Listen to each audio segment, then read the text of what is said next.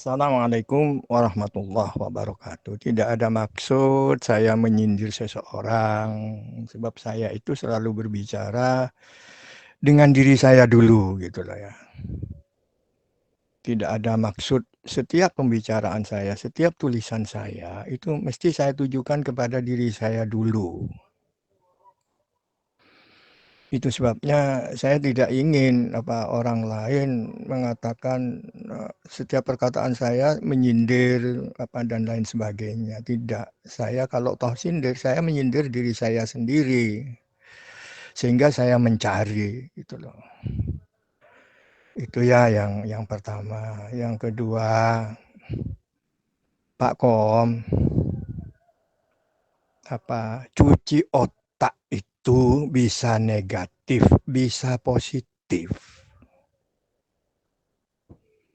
Jadi ada dua hal dalam hal cuci otak itu. Ini bukan hanya Pak Kom loh ya. Maaf. Saya berbicara kepada diri saya. Wah, ini nanti melebar menjadi timbul rasa kurang enak. Terus setan segera itu menyediakan alat untuk menggali jurang di situ nanti. Nah, di situ ya, saya ini berbicara tentang yang namanya cuci otak. Cuci otak itu bisa negatif, bisa positif.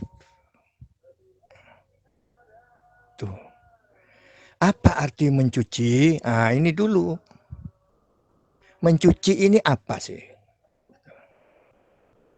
Nah, mencuci piring dari kotoran-kotoran yang masih melekat di piring. Tuh. Itu positif. Mencuci baju dari kekotoran-kekotoran atau najis-najis yang melekat di baju. Bukankah itu positif? Nah, positifnya apa? Bukankah kita bisa seperti piring? Bukankah kita ini seperti baju? Yang perlu untuk dicuci. Sebab kita bukan orang bersih. Pak Amir ini bukan orang bersih. Perlu untuk dicuci.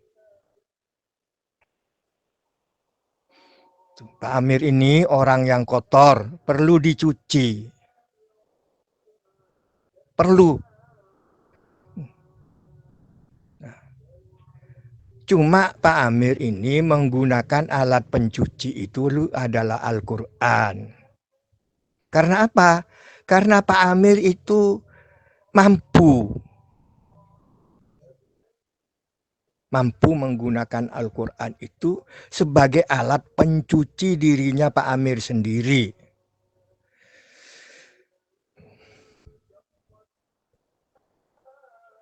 Misalnya, kalau saya ketergantungan mencuci saya sendiri kepada orang lain,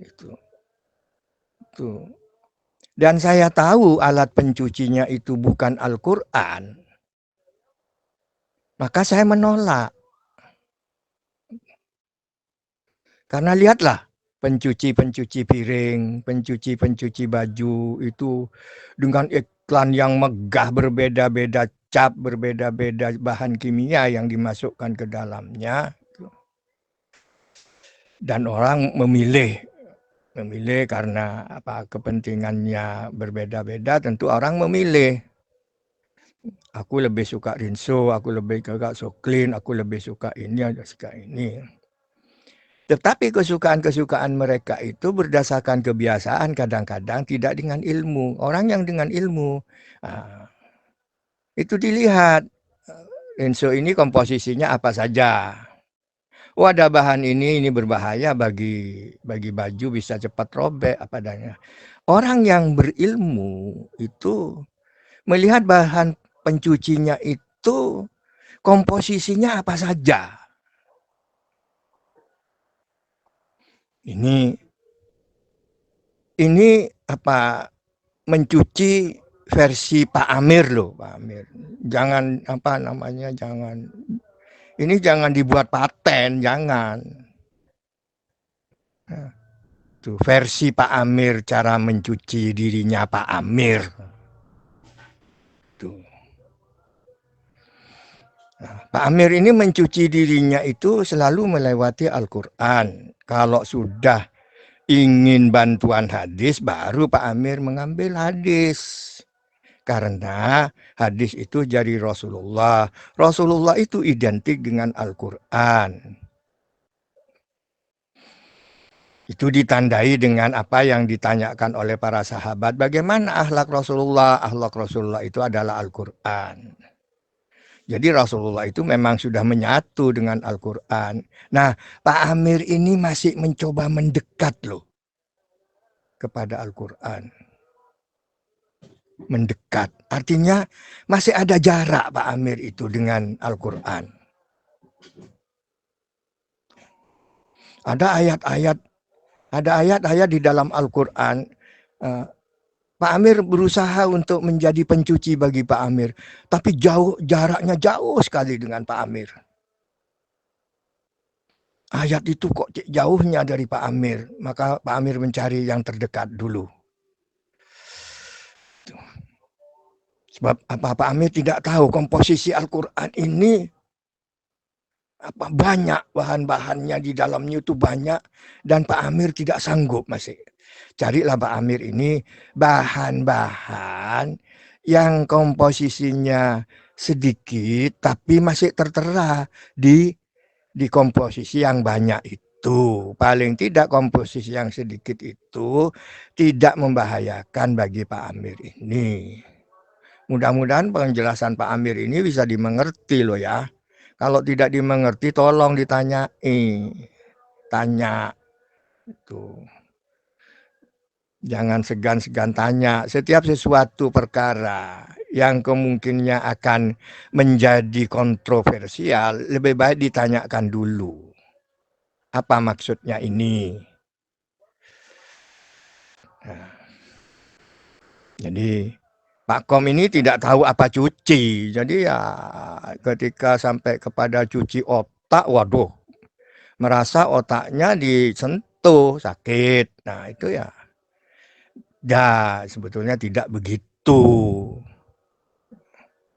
Nah, yang menyampaikan juga harus menjelaskan apa cuci otak itu. Misalnya Pak Ahyar yang menyampaikan cuci otak, tidak semua orang itu bisa menerima cuci otak itu positif. Bisa saja cuci otak itu bisa negatif. Saya tadi berbicara tentang positifnya cuci otak. Sekarang bagaimana negatifnya yang namanya cuci otak itu? Tuh.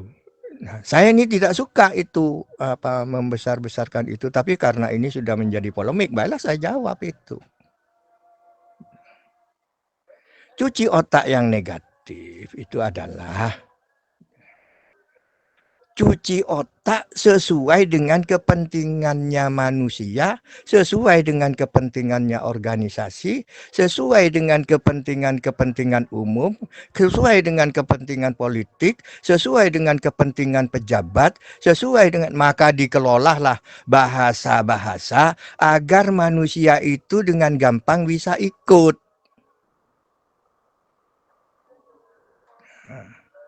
Kalau kebetulan manusianya ahli filsafat, dia menggunakan filsafat untuk mencuci otaknya seseorang agar dia bisa ikut dalam golongan filsafat, misalnya begitu. Misalnya golongan dukun, misalnya, agar orang percaya kepada Pak Dukun itu bagaimana dia mencuci otak dengan praktek-praktek dengan sesuatu yang seakan-akan iya. Tuh. Sebab mereka memerlukan orang banyak ikut dengan dia karena menguntungkan bagi dia. Semakin banyak orang yang mengikuti, semakin menguntungkan bagi dia si dukun ini atau golongan dukun itu sendiri. Misalnya begitu. Nah, cuci otak negatif ini bertebaran di bumi ini. Karena setiap cuci otak itu selalu mengurangi kewibawaan Al-Quran dan Rasulnya. Nah, bagaimana orang mau mengikuti sesuatu kalau dia belum mengenal Al-Quran dan Rasulnya? Maka dengan gampang dia terjerumus kepada yang namanya cuci otak negatif. Tuh. Tidak sedikit orang yang ikut itu. Bagaimana seorang politisi mencuci otak rakyat ini supaya mencoblos. Ada yang mencuci otak dengan 100.000, ada yang mencuci otak dengan 50.000, ada yang mencuci otak dengan pidato-pidato kosong, pembohong dan lain sebagainya, sehingga rakyat percaya. Ada yang cuci otak dengan jutaan, ratusan juta, ada. Tuh. Maaf, para sahabat-sahabat ini sebetulnya tidak punya. Saya tahu benar. Tidak punya rasa negatif sebetulnya.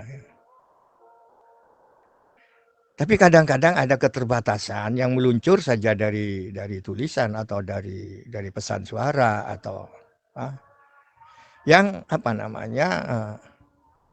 belum dikaji ulang gitu. Sebab kita ini berbeda-beda loh. Katanya Pak Akom itu sarjana SD misalnya ya. Masih beruntung dia mau mengakui begitu, masih untung. Tapi kalau sudah sarjana SD, SD-nya ditaruh pakai sarjananya, waduh ini. Kalau sarjana SD, sarjananya ditaruh, SD-nya yang dipakai, lumayan. Masih mau dia mengakui. Tapi kalau sudah sarjana SD, SD-nya dibuang jadi sarjana, Masya Allah ini. Nah itu hati-hati juga menaruh bahasa yang kira-kira bahasa itu mendua gitu loh. Bisa negatif, bisa positif. Nah, di situ keajaiban Al-Quran ini. Apabila sudah berbicara negatif, Al-Quran itu selalu menyertakan positif-positif. Apabila menerangkan tentang positif, selalu menyertakan negatif-negatif.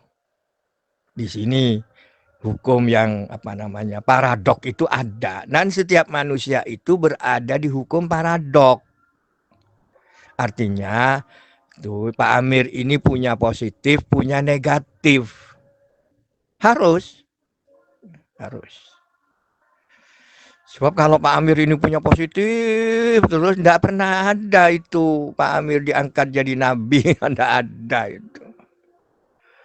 Jadi ulama saja, aduh masih jauh. Artinya kemungkinannya Pak Amir itu masih banyak berada di negatif, itu Pak Amir tidak menutup kemungkinan itu. Tetapi Pak Amir berusaha menyingkirkan negatif-negatif yang ada pada Pak Amir ini untuk saya gantikan menjadi positif. Setidak-tidaknya prosentase negatif itu menurun dari 80% negatif menjadi setidak-tidaknya 50% sehingga seimbang dengan positif yang ada pada diri Mas Pak Amir ini. Tuh. Baru saya tulis, saya ingin menyampaikan bahwa ayo kita gaungkan kata sahabat. Nah, sebab kata sahabat ini bagus sebetulnya. Sahabat Komariakom, sahabat Ahyar, sahabat Suri, sahabat Paul, sahabat Hadi, sahabat. Sehingga adanya satu keakraban. Sebab sahabat itu tidak ada jurang perkataan sahabat itu di antara kita nanti. Saya tertarik dengan sahabat Ahyar.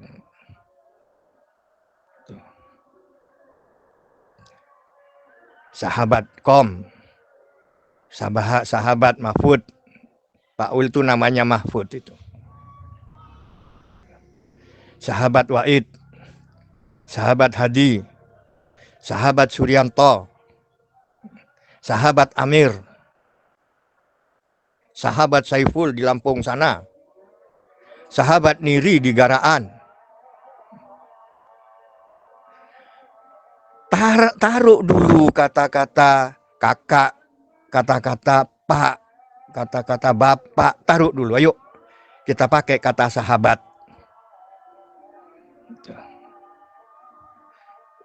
Supaya ada satu keakraban. Di zaman Rasulullah kan tidak ada kata-kata lain. Wahai sahabatku, sahabatku, sahabatku, sahabatku, sahabatku. Itu menunjukkan kata keakraban. Dimana kalau sudah akrab, tidak ada orang akrab itu, kalau sahabat yang akrab itu punya kesalahan, dengan cepat dia bisa memaafkan. Sebaiknya kalau ada sahabat yang punya kelebihan, dengan tidak usah sukarela membagi, dan sahabat yang lain kekurangan tidak segan-segan untuk meminta kelebihan dari sahabat satu yang lainnya. Assalamualaikum warahmatullahi wabarakatuh.